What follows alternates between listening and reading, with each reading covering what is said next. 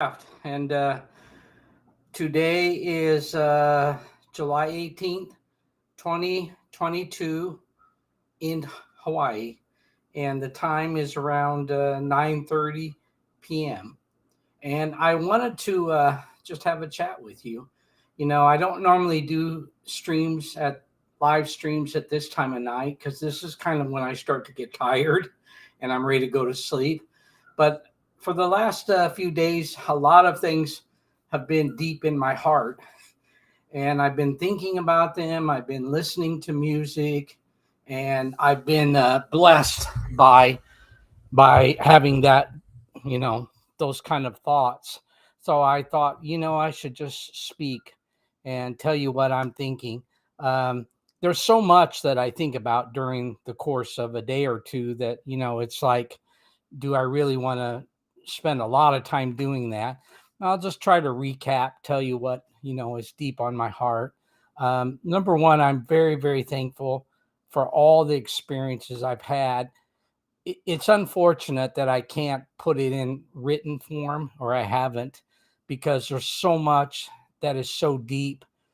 I've had so many great experiences that I really think it's something that I should do, and if nothing else, I can talk about it.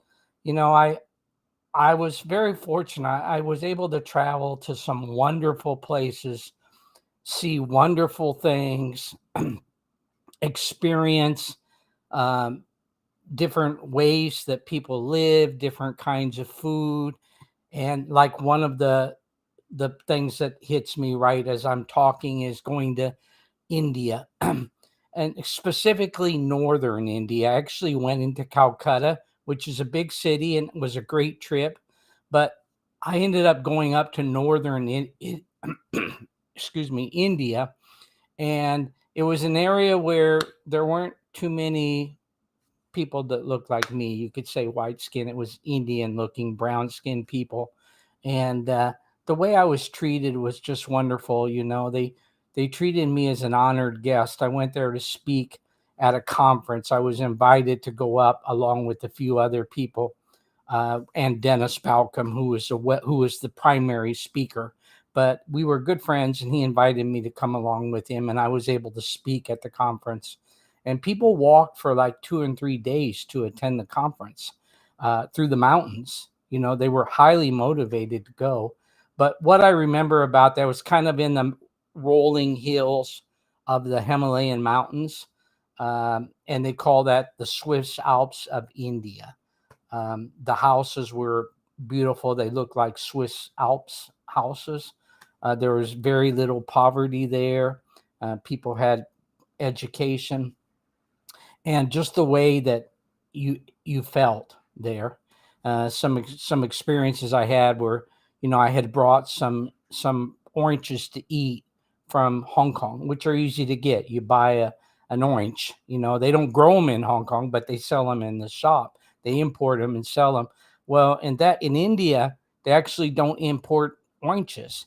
I mean, it's very uncommon, and I didn't see any where I was. And as soon as the people saw that I actually had an orange, and I gave them all the oranges I had, a bag that I was planning to eat myself, and I gave it to them, and they were like amazed and they were so happy, but they hadn't eaten fresh oranges. And something that I took so granted, where you could just go to the grocery store and get a fresh orange or a bag of oranges, there they didn't get them at all, and they knew about them, but they hadn't had them because of the transport and the way everything is set up there with refrigeration. So that was an experience I will remember for a long, long time.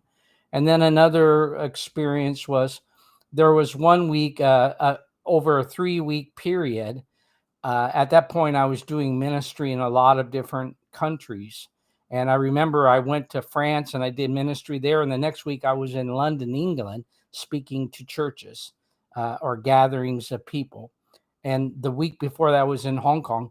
But there was one week in particular where it was really stands out about how God can do amazing things, because I'm just a normal person. I'm not someone special, but I try my best to do a good job and to do what I think is right before people and before God's eyes.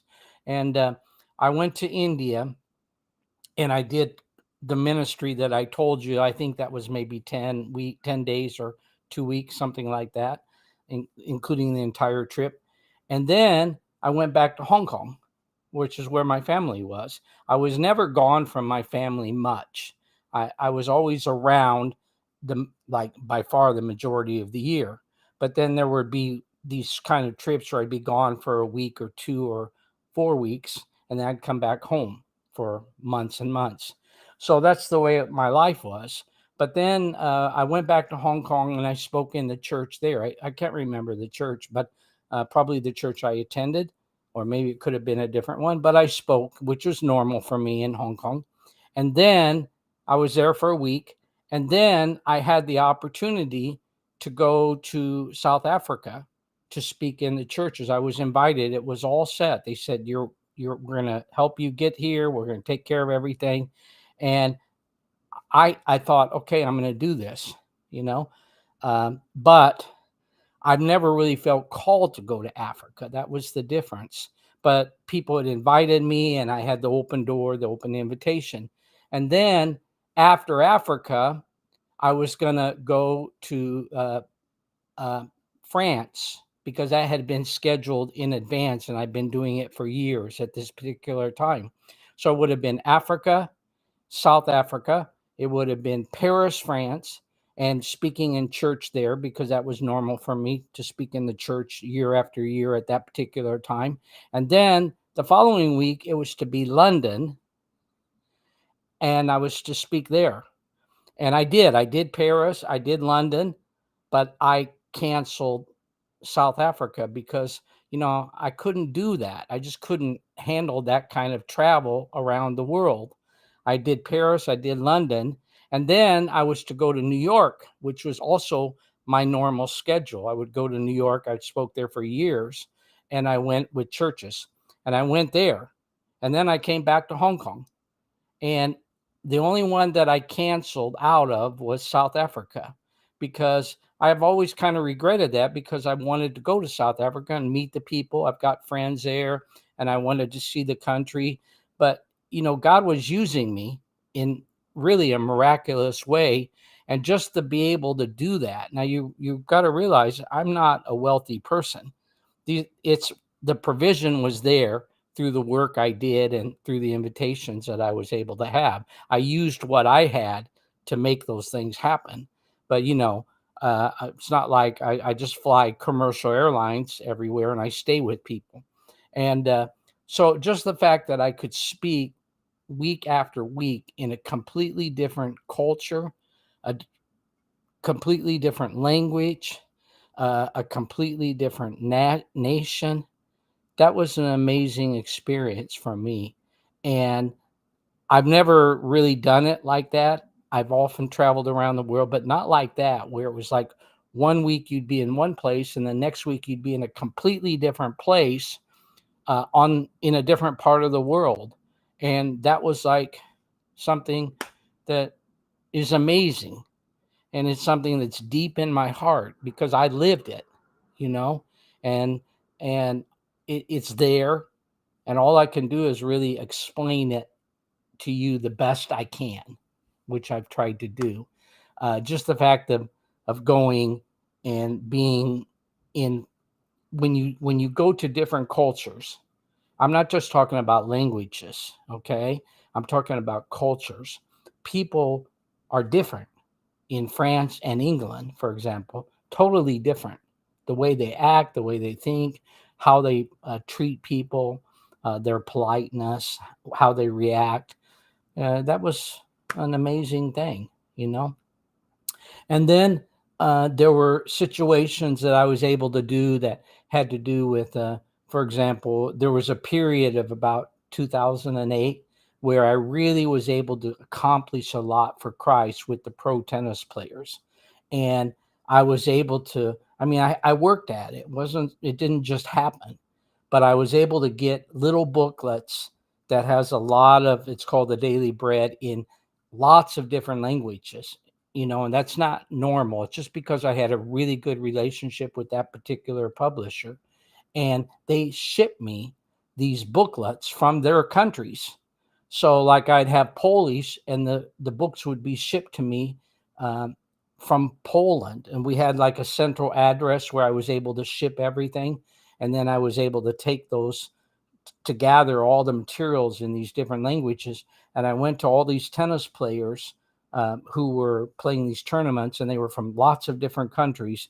I'm just guessing, men and women, say probably uh, 50 countries out of 200 players. I'm just giving you a number, but it's somewhere around that number. And I was able to get their own language uh, that they could read about the Bible and about Jesus. It wasn't a Bible, and I also had Bibles actually in their own languages, but I had these books which were stories about the gospel message of Christ. And I actually had players come up to me years later, 4 and 5 years later, and they told me, they said, Pastor Bob, they would usually call me Pastor Bob. They said, I still have that book you gave me. I carry it with me in my racket bag. And they kept it. They kept something. So something that we would take so for granted, some simple little book. Usually you just throw it on the table, you look at it, throw it on the table, and that's where it sits for years, or maybe it gets thrown in the garbage. These people valued it.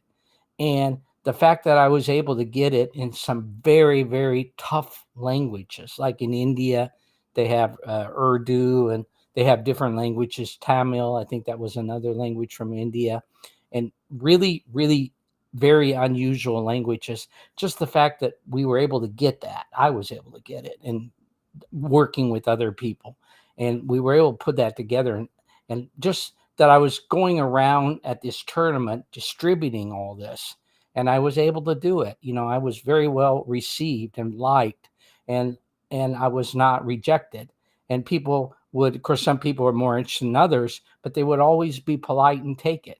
And just the fact that I was able to do that was an amazing experience. And then the people that I met on these journeys, I usually would stay in people's house, and I would stay with their family, and I would get to know them over the course of years, because I went back year after year.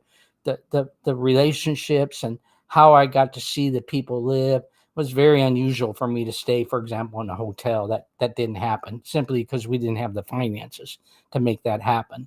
But I could stay with people who were connected with the churches, and they were wonderful, wonderful people. And whether it was in London or Paris or Melbourne, Australia, or Tokyo, so many places, New York City, Marseille, France, uh, Germany, Holland, the list goes on and on. And what happens is just that experience of having that with those people. Now, I'm older and I'm not there now, and I've lost contact with most of these people, but I still care for them. Their experiences that no one can ever take that away from me, or from them. And regardless of what happened, those are just some of the experiences. And then I was 28 years in Hong Kong, uh, uh, and I was also in communist China. That's also a great experience. But I was in Hong Kong, and I was there when 2 million people came and took to the streets, and I was there, and I was doing things there with them, and they knew who I was. Most people knew of me if they didn't know me personally.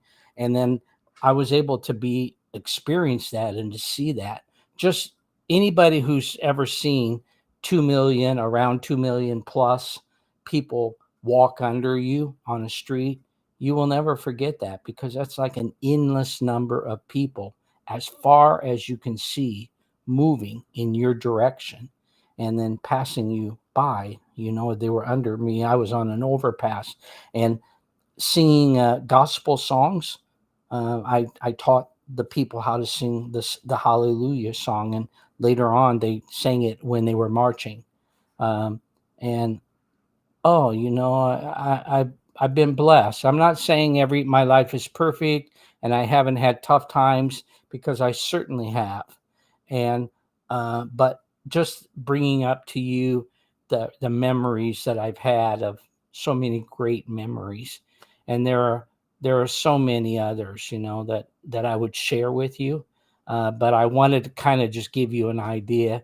I mean, I could go on and on and on about the wonderful things that I saw God do in my life and in other people's life. And it was simply because I was willing to try my best with what I had to work with. And I tried to always, I understand I'm not a perfect person.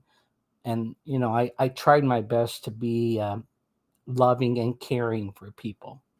Uh, at whatever level I was able to do. And that alone is what made the difference before God's eyes. And going out and sharing, those were just wonderful, wonderful experiences. And there's so many more I could share. And maybe I will, but this is just kind of give you a little bit of a taste, because everybody would be like, I think people who's listening to this would maybe say, that's like incredible.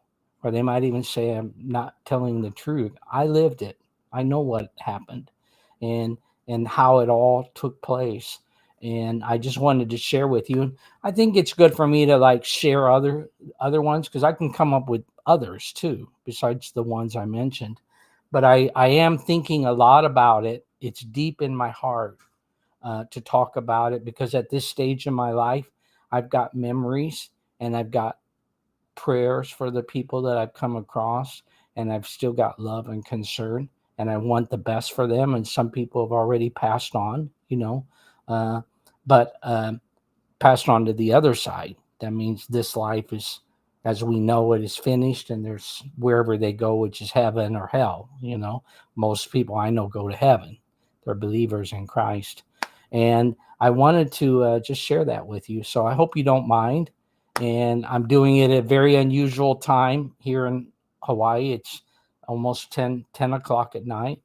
I get tired about this time, and you've got the backdrop. This is my house here where I live, and my new house. Very happy about it. So thank you for listening, everybody. And I hope I didn't bore you. Uh, but I wanted to share with you some of the things that have happened. And there are many more that need to be shared. So take care, everybody, and thank you. Feel free to make a comment. This is being streamed live to my YouTube channel and also my Facebook. So thanks. Take care.